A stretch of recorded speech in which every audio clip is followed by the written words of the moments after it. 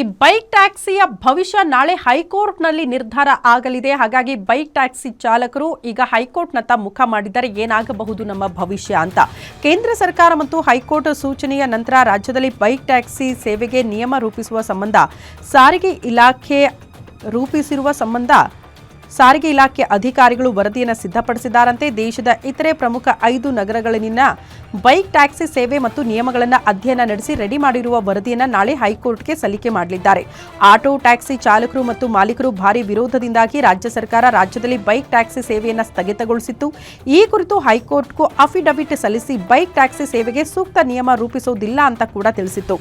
ನಂತರ ಕೇಂದ್ರ ಸರ್ಕಾರ ಜುಲೈನಲ್ಲಿ ಬಿಡುಗಡೆ ಮಾಡಿದ್ದ ಮೋಟಾರು ವಾಹನ ಅಗ್ರಿಗೇಟರ್ ಮಾರ್ಗಸೂಚಿ 2025ರಲ್ಲಿ ರಾಜ್ಯಗಳಲ್ಲಿ ಬೈಕ್ ಟ್ಯಾಕ್ಸಿ ಸೇವೆಗೆ ಸೂಕ್ತ ನಿಯಮ ರೂಪಿಸಿ ಅನುಮತಿ ನೀಡಬಹುದು ಅಂತ ಕೂಡ ತಿಳಿಸಿತ್ತು.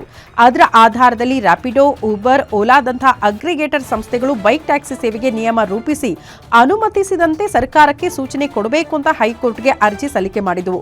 ನಾಳೆ ಸರ್ಕಾರ ಹೈಕೋರ್ಟ್ಗೆ ವರದಿ ಸಲ್ಲಿಸಿದ ಬಳಿಕ ಬೈಕ್ ಟ್ಯಾಕ್ಸಿಗಳು ರಾಜ್ಯದಲ್ಲಿ ಇರಬೇಕಾ ಬೇಡವಾ ಅನ್ನೋದ್ರ ಬಗ್ಗೆ ಹೈಕೋರ್ಟ್ ಒಂದು ಮಹತ್ವದ ತೀರ್ಪನ್ನು ಪ್ರಕಟ ಮಾಡಲಿದೆ.